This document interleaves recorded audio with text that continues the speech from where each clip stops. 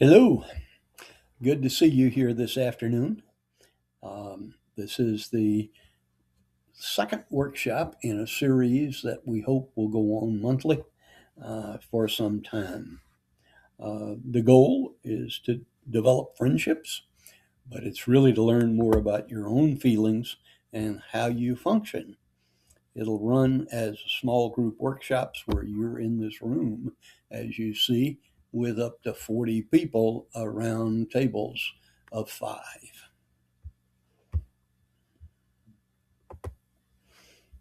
Love and trust is what we started calling this, and literally it's easier than developing friendships because it's up to you to change yourself to be able to be more loving and more trusting. That, in fact, is what motivated me to uh, do what I'm doing here today. Uh, Mary and I moved here in December of 1923, and we enjoyed all of the options and events and stuff that's here at Riderwood. But we did notice this need, or I had this need, to improve myself and to offer some opportunities to improve others in the same way. So that's what motivated me to do this. I have a long history of running what are called joint application development teams, which are teams of people, half end users and half computer types, to build computer systems. Also done some total quality management and some teaching of MBTI and different kinds of group stuff. Seating instructions. You've been assigned to a specific table with four people. It isn't accidental. The desire is to have that group of five people be as diverse as we can get it in each time. We're an inclusive, small group of humans. We honor and celebrate people of all races, cultures, ages, abilities, sexual orientations, and gender identities. What I'm telling you is that the diversity that was here at Riderwood was the deciding factor for me to live here at Riderwood. And we want more love and trust and deep friendships at Riderwood. Get organized to work at a table. We want each of you to take the little white card and fold it in half and write your name on both sides, and that's the name you want to be called by. If it were me, I would write Ron, R-O-N. Um, and then the one you like the best, have that face the other people so they can see you and remember your name. For people like me, it's hard to remember the names of people I just met. We have a rule here today, and that is that each table is private. What is said here stays here. It is okay for you to go away from this workshop and talk about your own personal experience. But do not name another person at your table or share any of their experiences. If that's not a rule you can abide by, then it's time for you to get up and move out of the room, or at least over to the side somewhere where what you are doing is just observing what's happening here at this workshop and not listening to what's going on at each table.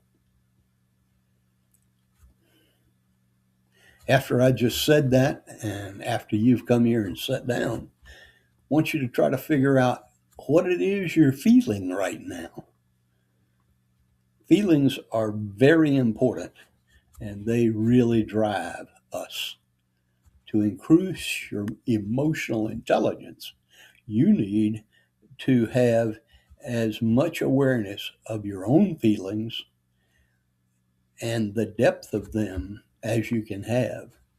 And then you can start learning about what's going on for other people because we never know what's in another person's mind. At this point, if you'd like, I'll take questions about the workshop just so that we get everybody comfortable and seated and ready to work. Thank you for those questions. Now I want the group to pick a person to be the facilitator slash participant, or at least basically the timekeeper, because these exercises need to move along and give equal time to each person at the table. And from up here, I can't have any impact on that.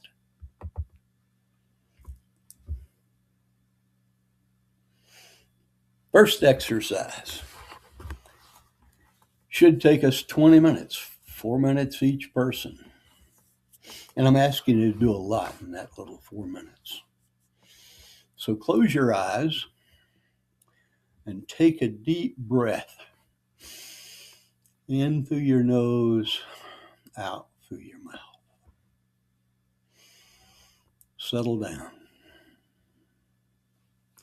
Get in touch with how you are feeling and where you are. Now imagine you have gone back to the time when you were about 9 years old. Maybe 7 to 10 is okay. I want you to see yourself at the front door of the home you live in. What are you thinking and feeling when you got there? Who else lives in this home with you? What is your relationship to them and your feelings with each of these people? What do you love about living in this home?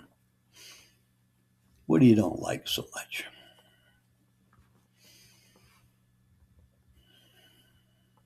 Open your eyes and take a note or two if you like. Now, share your stories one at a time with the other folks at this table.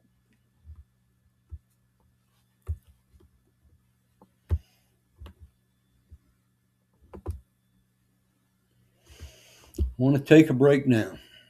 We are still on schedule, which is great.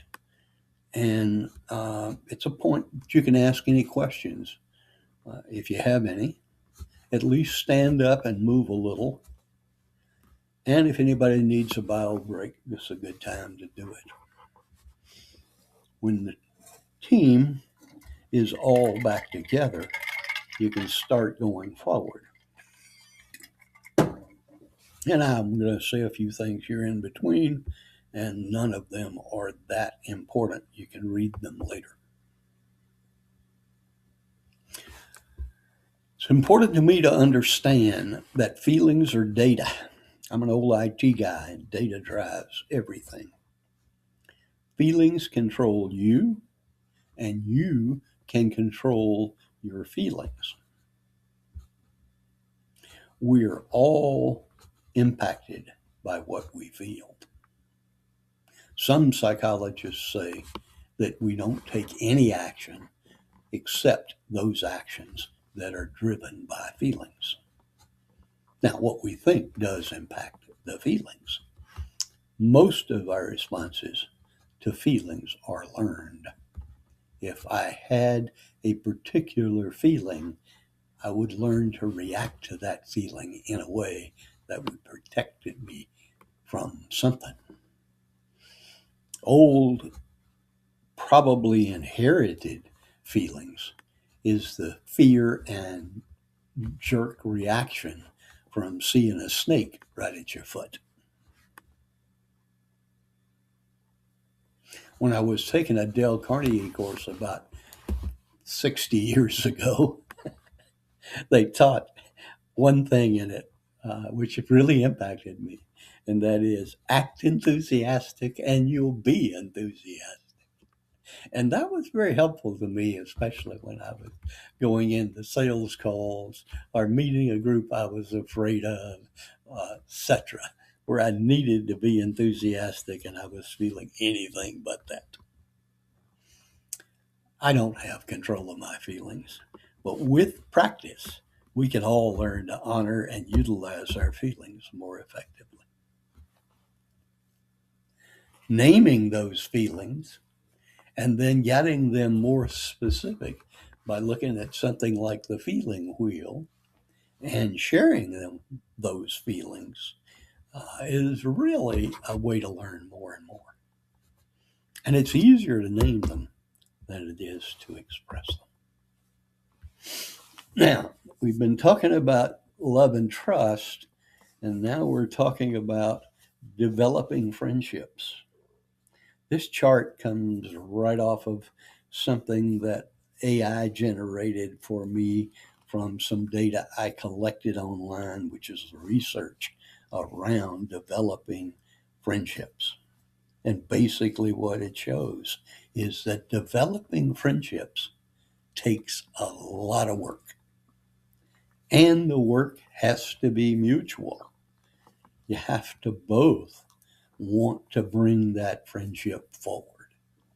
Now, some people collect a group of people around them because they're so darn nice and supportive and helpful to others.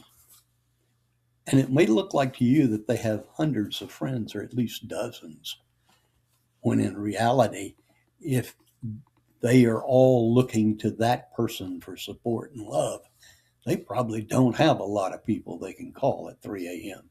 and say, hey, I'm in trouble. I'm hurting. Can you help me? So that's the test. And we'll spend time talking more and more about developing friendships as we go on with these workshops. Okay, I hope everybody's back and each of the groups are ready to go back to work because we have another exercise. I want you again to close your eyes and breathe and think and imagine yourself at midlife. For many of us, this is as early as 35. For some of us, as high as 50. It's where we felt like we had our act together. We were doing what we wanted to do in our life. We had control, and we were being as successful as we were going to be. At that time, I want you to get in touch with what it was you were feeling predominantly. What were your joys? What were your fears? What scared you? Who was most attractive to you? What did you want to do with the rest of your life? Take a deep breath and think of that.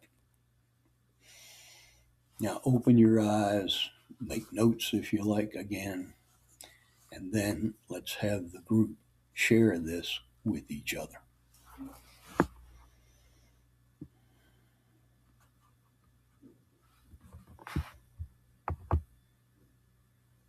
Looks like you got through that right quick. And the time is still on schedule. I'm glad. You'll probably get to do all the exercises.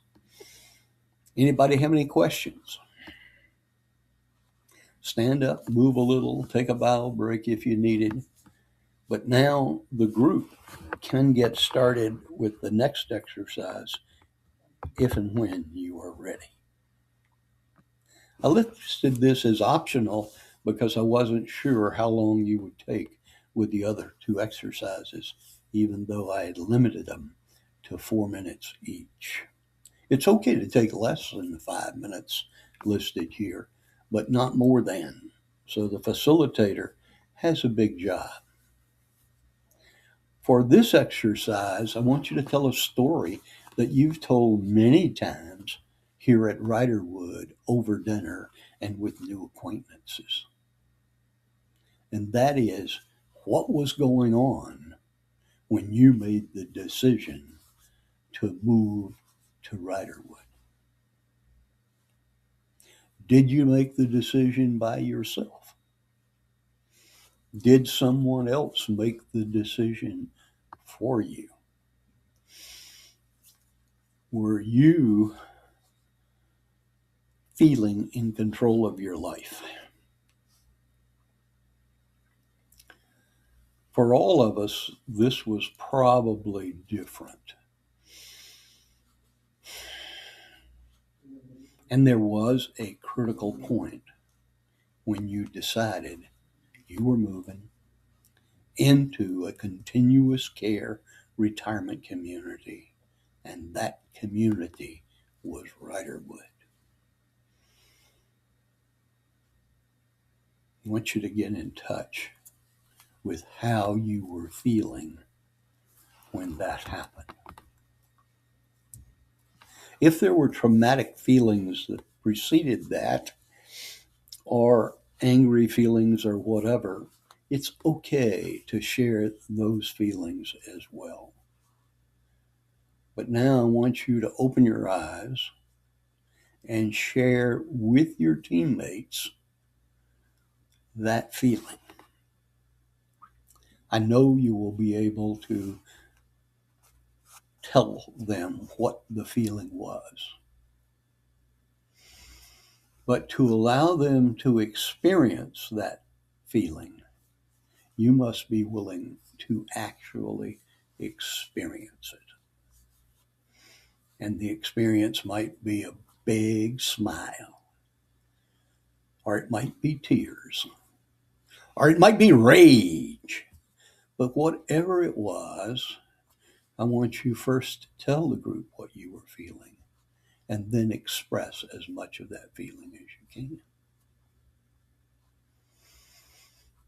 I'm asking you to do something that's hard because you don't really know these people at this table very well. You've only been with them this time. You may have known them before you got here, but this is a stretch.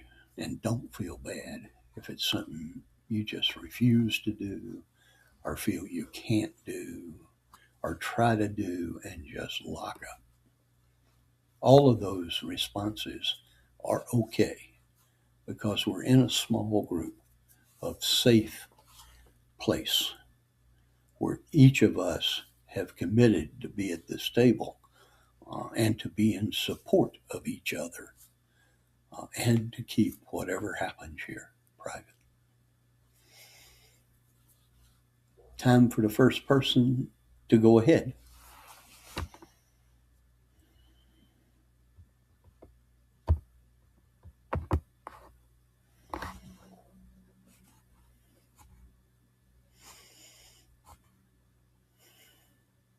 Thank you for doing that.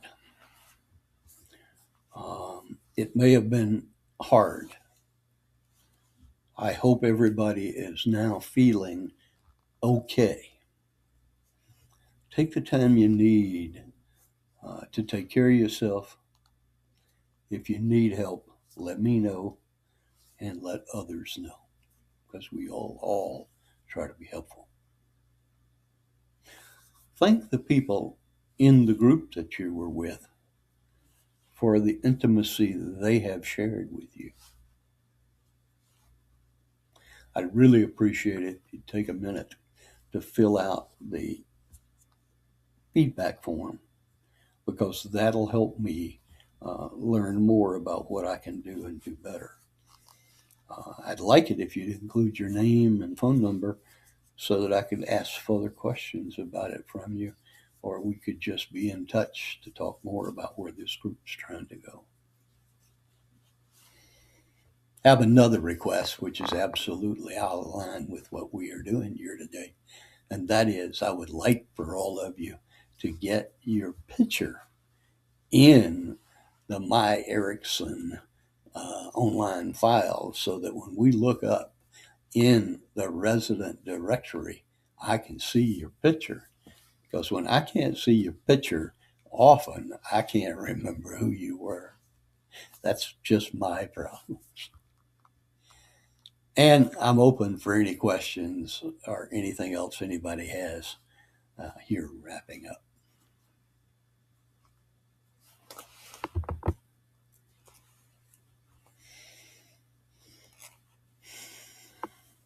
Good questions. Thank you for participating. Know that I am eager to learn from you. How can I do this better? How can I be a more loving and trusting human being?